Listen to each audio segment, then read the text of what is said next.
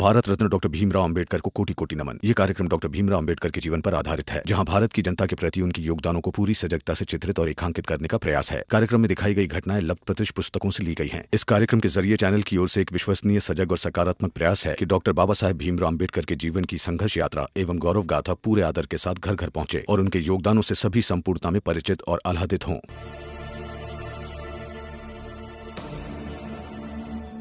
रमा, तुम आज काम पे नहीं आई? ये लो साहिब का लिखा हुआ।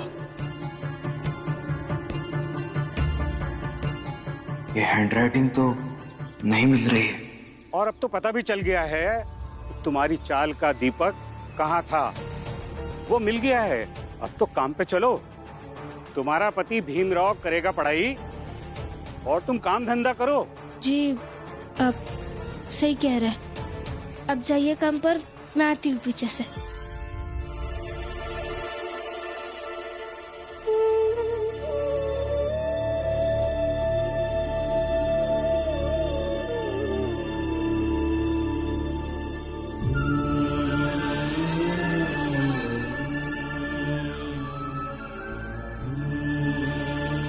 दीपक,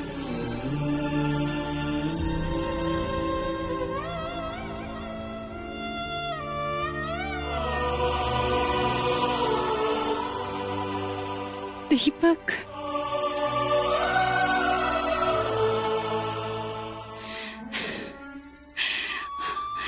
दीपक, हाय।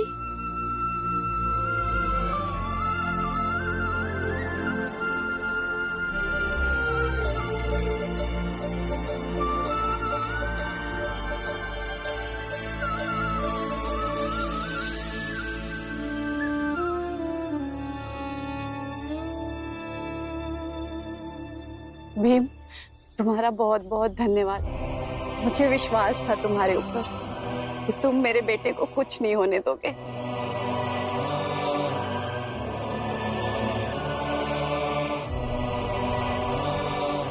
भीम भैया, मुझे जब वो लोग ड्रम में बंद कर रहे थे, मैं बिल्कुल भी नहीं डरा। हाँ बेटा, तुम बहुत बहादुर बच्चे हो, हम सब लोग जानते हैं। नहीं राम जी काका, मुझे भरोसा था भीम भैया पर, भीमराव अंबेडकर पर।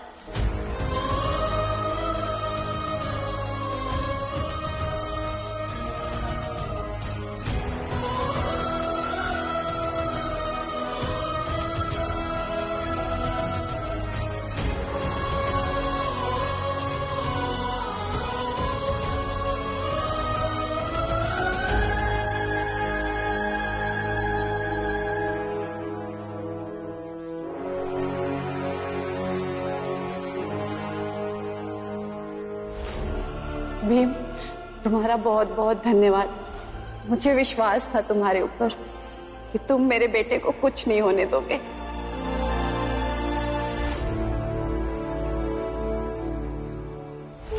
मुझे भरोसा था भीम भैया पर, भीमराव अंबेडकर पर।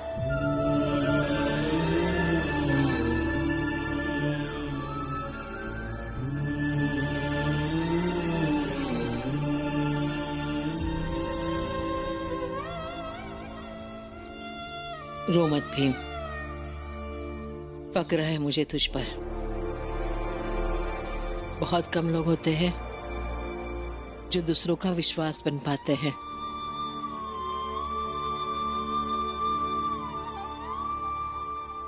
डर लग रहा है बुआ, इसी विश्वास का डर लग रहा है। डर लग रहा है कि आज दीपक ने जो विश्वास दिखाया है, क्या इस विश्वास को मैं जीवन भर अपने कंधों पर ढो पाऊंगा? तुम कर पाओगे।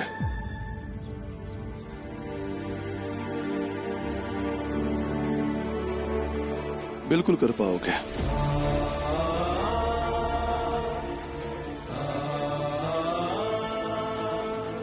देखो बेटा, अब सिर्फ तुम्हारे दो कंधे नहीं हैं, तुम्हारी पत्नी रमा के भी दो कंधे हैं, और ये चार कंधे मिलकर कुछ भी कर सकते हैं।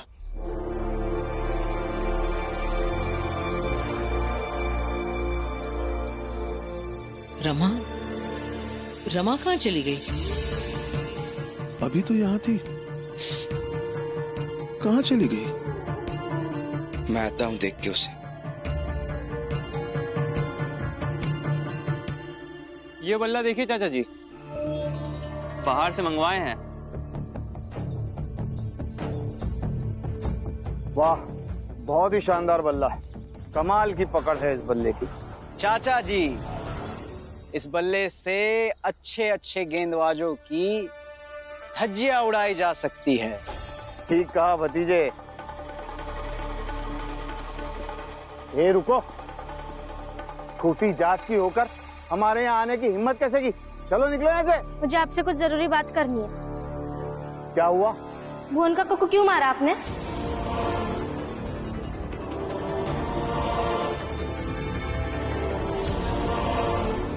मतलब कुछ भी? दीपक मिल गया तो अब ये नया नाटक शुरू कर दिया तुम लोगों ने? नाटक नहीं कर रही हूँ मैं। ये वो चिट्ठी है जो भुवन काका की जेब में थी, और ये वो कागज है जिस पर आपने अपने अड्डों का नाम और पता लिख कर दिया है। दोनों की लिखावट मिल रही है। तो इससे क्या साबित होता है? वो मेरे पास आया था खत लिखवाने, मैंने लिख के दे दिया। उसके बाद उसने कब क्या किया मुझे क्या पता? होगा साबित। मेरे पति भीमराव अंबेडकर सब कुछ साबित कर देंगे। अरे क्या जब देखो तब भीमराव भीमराव की रट लगाए रहती हो। चलो जाओ यहाँ से, मेरा कुछ नहीं कर पाएगा वो भीमराव। आपको अंदाजा नहीं है मेरे पति के बारे में। आप प्रचंड देव जी और नरोत्तम जोशी से पूछ लीजिएगा कि मेरे पति क्या क्या कर सकते हैं। तुम ही बता दो ना, क्या कर सकता है तुम्हारा पति? कुछ भी कर सकता है वो। अच्छा, क्रिकेट खेल सकता है?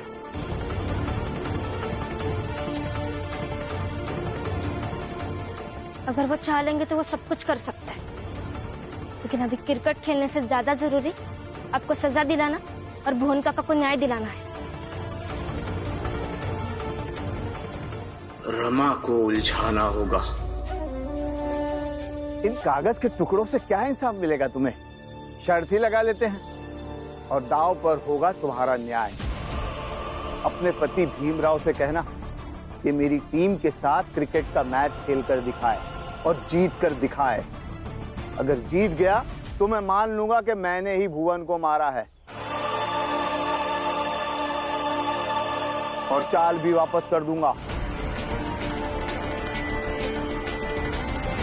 अगर शर्त मंजूर है तो कबूल कर, वरना आइंदा से कभी किसी से ये मत कहना कि मेरा पति ये है, मेरा पति वो है, मेरा पति ऐसा कर सकता है, वैसा कर सकता है।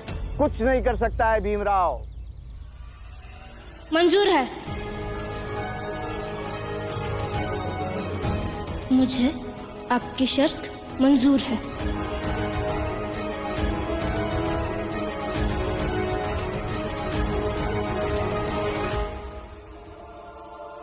फंस गई रमाबाई तुम।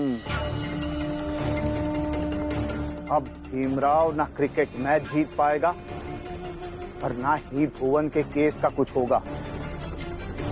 सब कहते हैं कि भीमराव की रक्षा कवच है रमा, लेकिन इस बार रमा ने ही रक्षा कवच तोड़ दिया। कहाँ चली गई ये रमा?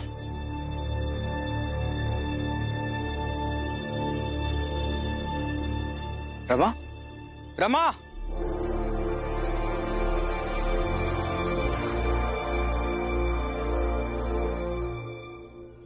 कहाँ चली गई थी तुम? मैं साहब को बताने गई थी कि अब उन्हें सजा मिलेगी, लेकिन उससे पहले ही सारे समस्याओं का हल मिल गया। हल? कैसा हल? आप क्रिकेट खेलते हैं ना? हाँ, आता है थोड़ा थोड़ा, लेकिन क्रिकेट कहाँ से आ गया बीच में? बताती हूँ। दरअसल उन लोगों ने जो उनके अड्डे का पता दिया है वो कागज का है।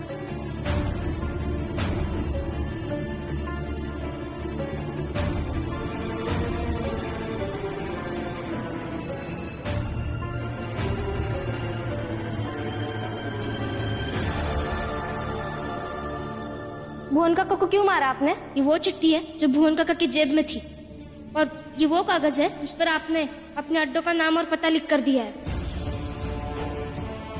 अपने पति भीमराव से कहना कि मेरी टीम के साथ क्रिकेट का मैच खेलकर दिखाए और जीत कर दिखाए। अगर जीत गया तो मैं मान लूंगा कि मैंने ही भुवन को मारा है और जाल भी वापस कर दूंगा। अगर शर्त मंजूर है तो कबूल कर। मुझे आपकी शर्त मंजूर है।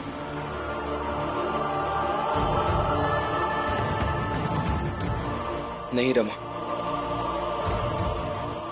मुझे ये सब सही नहीं लग रहा है। हाँ, बचपन में सातारा में क्रिकेट खेला है मैंने, लेकिन इसका मतलब ये नहीं होता कि मैं उन लोगों से क्रिकेट खेल पाऊंगा। और वैसे भी ये लड़ाई तो न्याय की लड़ाई है। अदालत में जाके लड़ेंगे, क्रिकेट के मैदान में नहीं। उससे क्या फर्क पड़ता है? हम न्याय के लिए अदालत में लड़े या खेल के मैदान में, अंततः में न्याय तो चाहिए। नहीं रमा, फिर भी मुझे ये सब सही नहीं लग रहा है। चाल लग रही है उन लोगों की, हर बार की तरह। मुझे ऐसा लग रहा है कि वो लोग ये चाहते हैं कि वो जो चाहते हैं वो हम करें। इसलिए तो मैंने उन्हें हाँ कहा है, क्योंकि उन्हें समझाना पड़ेगा कि आप कुछ भी कर सकते हैं। आप हर चुनौती लड़ भी सकते हैं और जीत भी सकते हैं, ताकि आगे से आपको कोई भी चुनौती देने से पहले वो 1000 बार सोचे।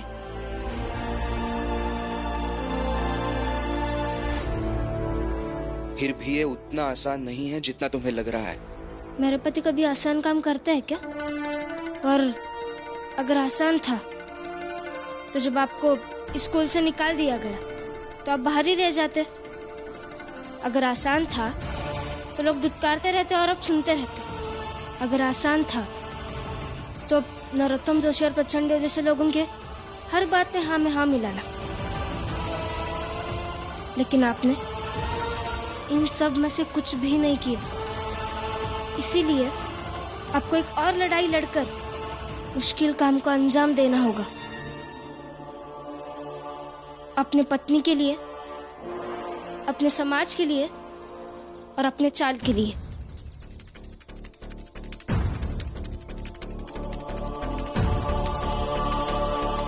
ठीक है,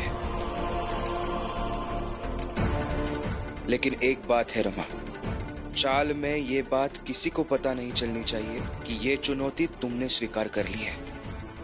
फिर चुनौती भले ही तुमने स्वीकार कर ली हो, लेकिन अब इसे मैं पूरी करूंगा।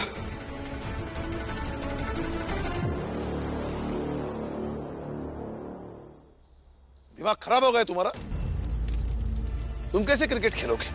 अरे क्रिकेट तो अमीर और ऊंची जाति के लोगों का खेल है, हम कैसे खेल सकते हैं? ये खेल हमारी औकात और काबिलियत से बाहर है। लेकिन मैं कहती हूँ ये जो क्या है वो क्रिकेट, ये क्रिकेट खेले या गिल्ली डंडा खेले या समंदर में डूबने और तैरने का खेल खेले, लेकिन सारी चाल वालों की तरफ से ये तय करने वाला कौन होता है कि जीत गए तो चाल मिल जाएगी, हार गए तो नहीं मिलेगी? है कौन ये? ऐ भीमराव, जो जहाज धीरे धीरे डूब रहा था और शायद उसके बच जाने की उम्मीद भी थी, पर तुमने तो बस एकदम से एक झटके में ही डुबो दिया। अरे तुमको चुनौती स्वीकार करना इतना पसंद है तो अपन बर्बादी की चुनौती ले ना। काहे अपने साथ साथ हम लोगन का भी घर से बेघर करना चाहते हो? और भाई लोग, अब यहाँ से चलेंगे, तैयारी कई ले, देख लो अपन जाऊन जहाँ जाए चाहत होए जाए, क्योंकि अब तो यहाँ कुछ होने वाला नहीं।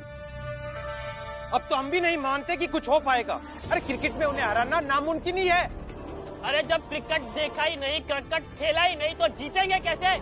आप लोग जरा शांत हो जाइए। अभी इस वक्त चाल वापस पाने का इससे बेहतर तरीका नहीं है हमारे पास। एक तो आप लोगों ने उनसे लिखित में कुछ लिया नहीं है, उल्टा खुद ही लिखकर दे दिया है कि चाल आपके हवाले कर रहे हैं। तो अभी इस वक्त क्या कर सकते हैं हम?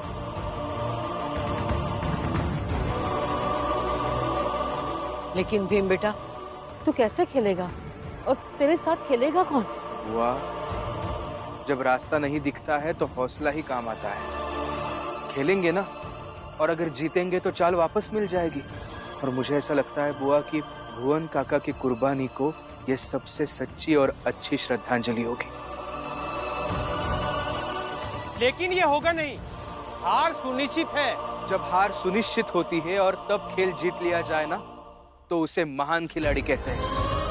और हम सबको यही साबित करना है काका कि हम अपने अपने जीवन में अपने अपने सपने पूरे करने के खेल के महान खिलाड़ी हैं।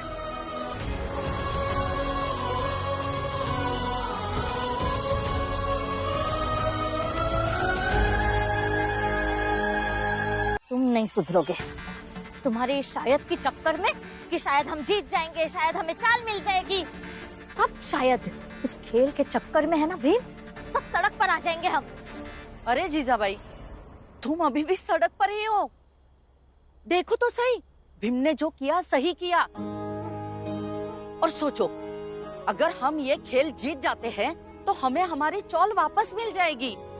और अगर हार गए तो हम सब अपना अपना रास्ता देख लेंगे। बम्बई में और चौल की कमी है क्या? हाँ, कहीं और जाकर रह ले पे। लेकिन खेल खेले से पहले हार काहे मान ले? हाँ, आप लोग जरा विश्वास कीजिए मुझ पर। इतने आसानी से सब कुछ नहीं हार जाऊंगा।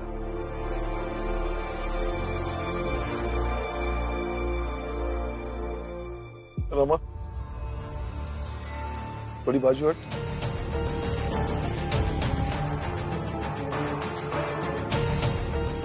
भीम, पीछे जा, पीछे जा, और थोड़ा, बस।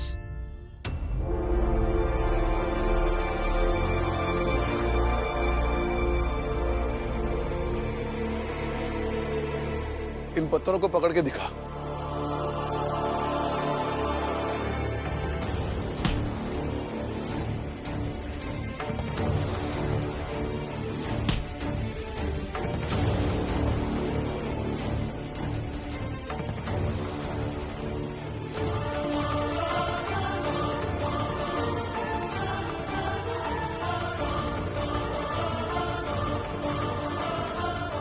ऐसे क्रिकेट खेलोगे?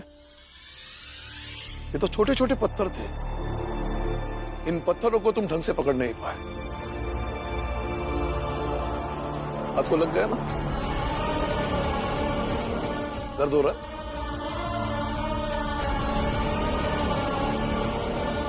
और तुम उस गेंद से खेलना चाहते हो जिस गेंद से वो लोग हमेशा खेलते हैं।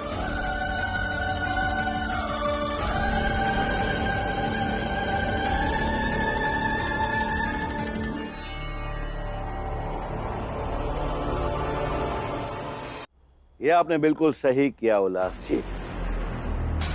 पहली बात, ये उस भीमराव के लिए क्रिकेट खेलेगा कौन? और दूसरी बात, चलो वो भीमराव किसी को समझा बुझाकर ले भी आया तो वो भिखमंगे ये खेल खेलेंगे कैसे? वो भीमराव है, संघर्ष करना और जीतना जानता है। भाभी जी, पता है वो भीमराव है, छोटी जात का। और प्रचंड देव जी, मैं तो चाहता हूं कि वो लोग क्रिकेट खेलने आए, क्योंकि वैसे तो मैं उस छोटी जात के अस्पृश्य भीमराव को चोटिल नहीं कर पाया, लेकिन क्रिकेट में मैं तेज गेंद फेंकता हूं। जब वो भीमराव बैटिंग करने आएगा ना, तो एक बॉल उसके सर पर मारकर अपना मकसद पूरा कर लूंगा मैं, ताकि उसे चोटिल करने का मेरा इरादा सफल हो सके। पता है, अच्छी नीयत से लड़ी गई लड़ाई की हमेशा जीत होती है। पर आप लोग तो भीमराव को धोखे और बेईमानी की तरकीबों से हराना चाहते हैं। तू चुप करेगी या उस छोटी जात के लिए दलील देती रहेगी? अंदर।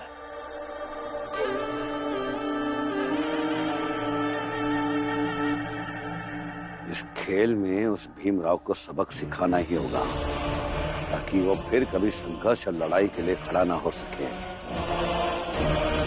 और उसे हराना इसलिए भी जरूरी है क्योंकि उसे नायक मानने वालों का मनोबल टूट जाए। फिर करो खेलने की तैयारी, खेलते हैं और उस भीम से उसका सब कुछ छीन लेते हैं।